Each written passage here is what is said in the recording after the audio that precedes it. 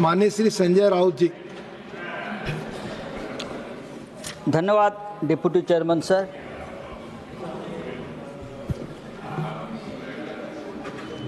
भारत एक महान देश है और जब महान देश के राष्ट्रपति अपनी बात किसी मंच पर रखते हैं तो उनका आदर करना चाहिए, उनके ऊपर चिंतन करना चाहिए। लेकिन आज हमारे देश में ये स्थिति नहीं है। जिस देश का लोकतंत्र पूरी तरह से फ्रैक्चर्ड हुआ है, आईसीयू में है, आखिरी सांस ले रहा है, उस देश के राष्ट्रपति हो या प्रधानमंत्री हो, उनके भाषण को देश की जनता आजकल गंभीरता से नहीं लेती है। ये बहुत ही दुर्भाग्यपूर्ण है। इसलिए कि हमारे देश के जनता का सभी जो सिस्टम है, चाहे पार्लियामेंट हो, चाहे न्याय व्यवस्था हो, डेमोक्रेसी की सभी संस्थाओं के ऊपर का विश्वास धीरे धीरे खत्म होने जा रहा है।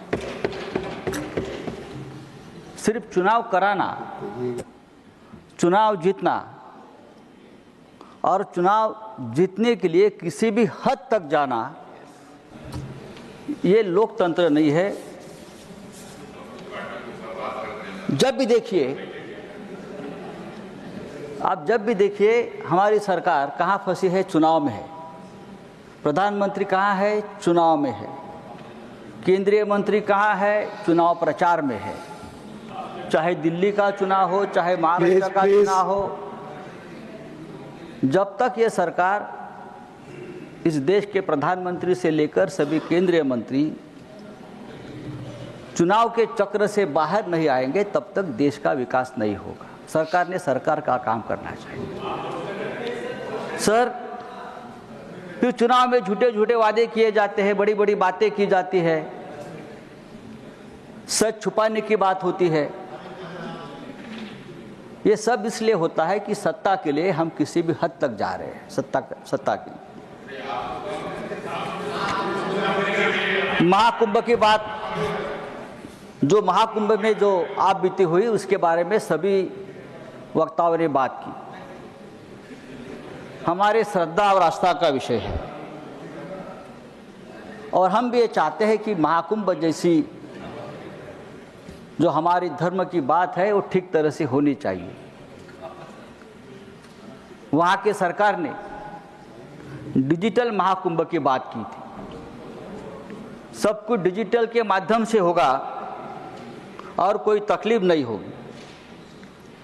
लेकिन हमने देखा कि 20 करोड़ लोग आएंगे, 25 करोड़ लोग आएंगे, लोगों को आमंत्रण दिया गया, प्लीज, लेकिन पूरी तरह से व्यवस्था चरमराई गई थी।